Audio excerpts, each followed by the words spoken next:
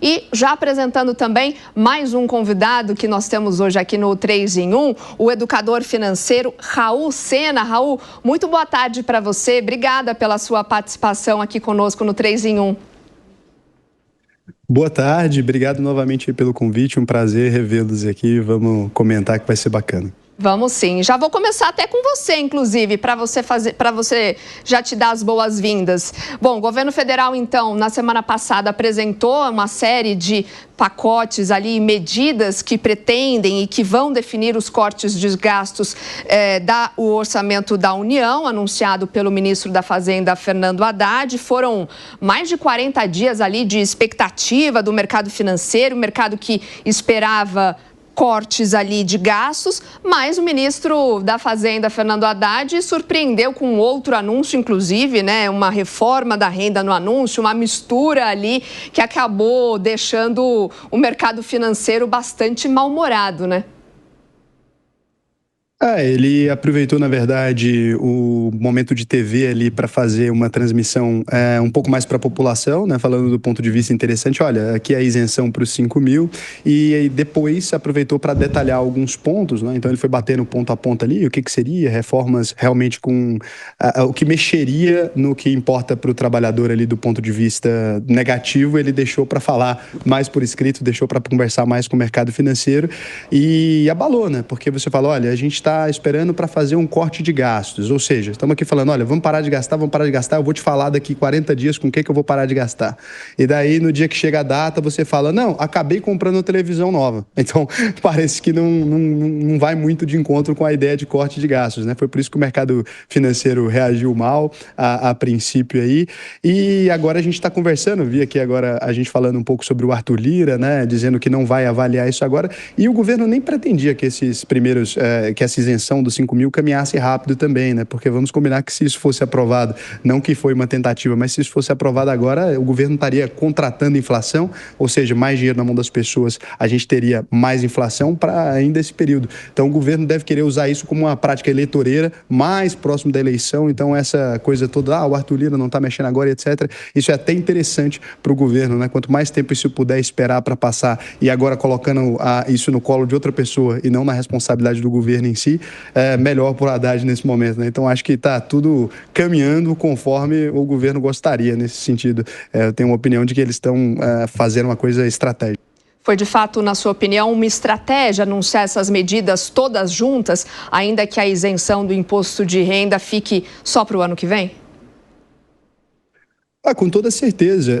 O que você não quer durante uma reforma onde o PT saiu fragilizado, né, das disputas eleitorais agora, das prefeituras, não conseguiu ganhar, etc. Tudo que o governo não queria é ter que falar alguma coisa que desagrada o trabalhador de modo geral, a população de modo geral. É muito mais interessante para o governo falar, olha, a gente está tentando fazer coisas aqui para melhorar, coisa que te isenta, mas a Câmara não está passando. Essa terceirização de responsabilidade é um mecanismo eleitoral muito eficiente, né? E a gente vê que o PT sabe utilizar isso, assim, magistralmente, é incrível. Até com relação ao Galípolo, né? Ele foi indicado pelo presidente Lula. O Lula estava reclamando do Roberto Campos Neto, atual presidente do Banco Central, então estava reclamando. O Galípolo agora é o indicado pelo presidente Lula e o Galípolo acabou de falar que a gente deve ter taxas de juros elevadas por muito mais tempo. Ele acabou de ser indicado, a gente não tem aí 2 meses. Então, ele passa a ser novamente um inimigo em comum, né? Olha, o Galípolo que não quer baixar, a Gleisi Hoffmann tinha chegado a falar que ele tinha enganado o mercado financeiro com relação às taxas de juros e tal. Então, parece ser uma estratégia do PT colocar o bode na sala ali com determinada frequência e acredito que eles tenham feito isso de maneira inteligente nesse aspecto, né? Vai na TV, divulga a parte mais populista do projeto, fala outra coisa pela manhã, fala outra coisa na internet, vai aumentando isso, vai colocando, encaravalando as notícias, fica meio complicado para a pessoa com baixa instrução ali ou para o trabalhador comum entender o que realmente que está sendo discutido, porque agora a gente tem 5, 6 discussões acontecendo simultaneamente. E se viesse um anúncio que só afetasse o bolso do brasileiro, né, ou que aumentasse mais contas, por exemplo, haveria um reflexo direto na popularidade do governo federal. Agora quero ouvir o Zé Maria Trindade, porque de fato todas essas medidas, né, Zé, dependem da aprovação ali do Congresso e, como a Marília disse, né, são várias reuniões já acontecendo, o governo tentando avançar com esse pacote fiscal, com as primeiras votações.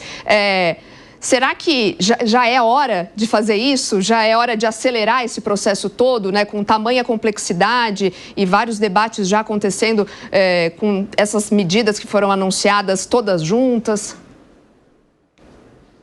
Olha, haverá uma prioridade de avaliação desse projeto, né, dessas medidas, são várias.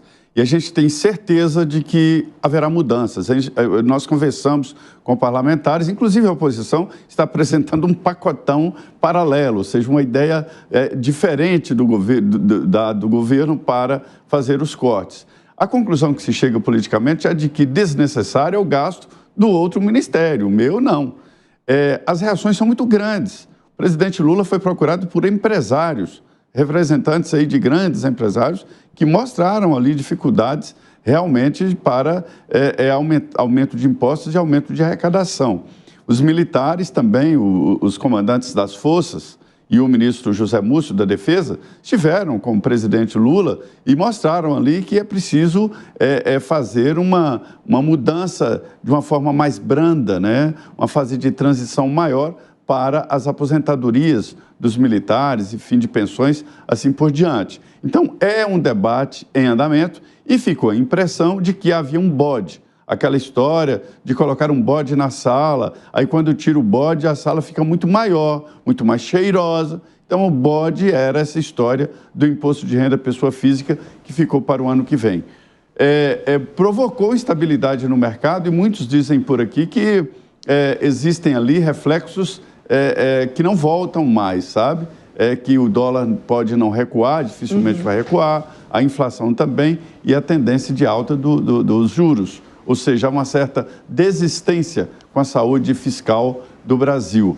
Um grupo de parlamentares já está se unindo ali a empresários para fortalecer o Fernando Haddad. Eles entendem que o Fernando Haddad é a defesa desse rigor fiscal.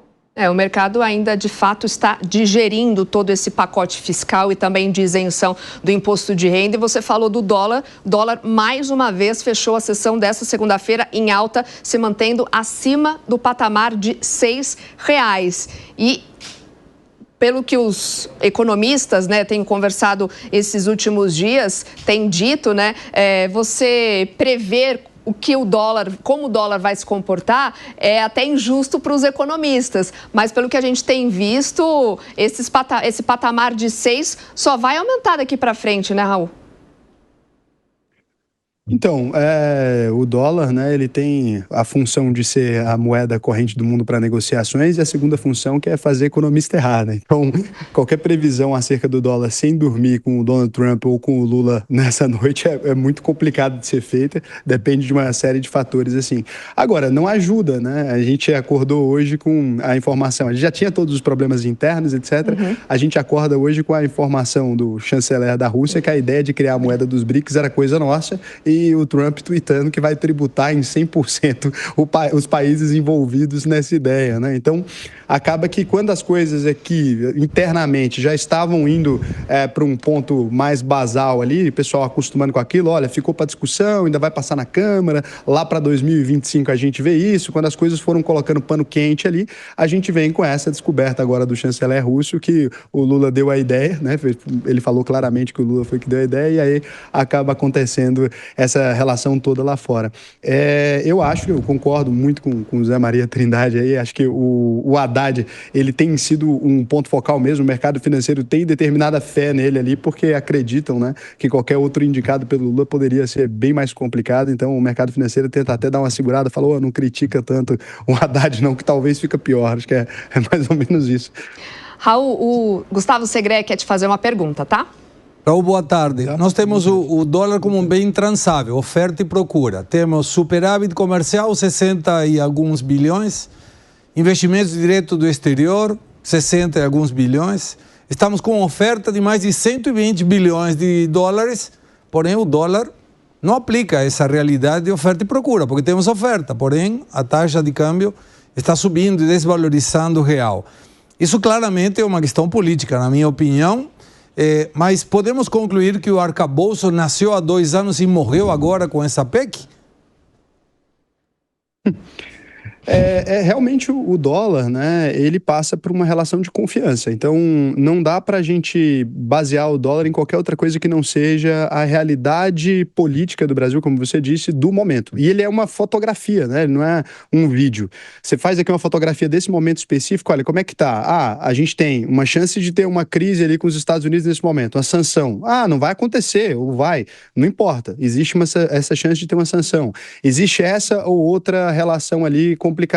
E tudo isso está afetando a fotografia do Brasil. Eu acho que o arcabouço fiscal ele nunca teve uma chance de nascer de fato, né?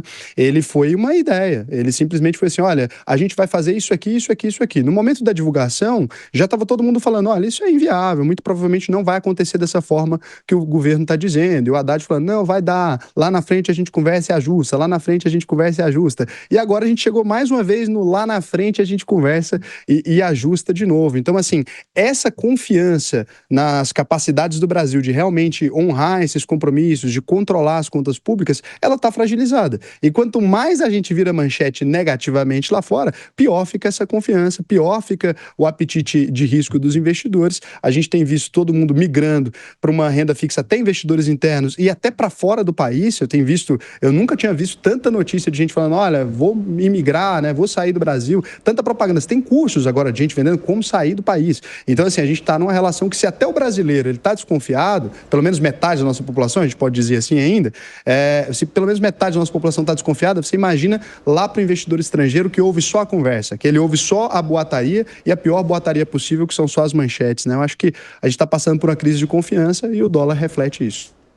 Recebemos aqui no 3 em 1 desta segunda-feira o educador financeiro Raul Sena, a quem eu agradeço mais uma vez a participação e a gentileza de nos atender. Obrigada e até a próxima.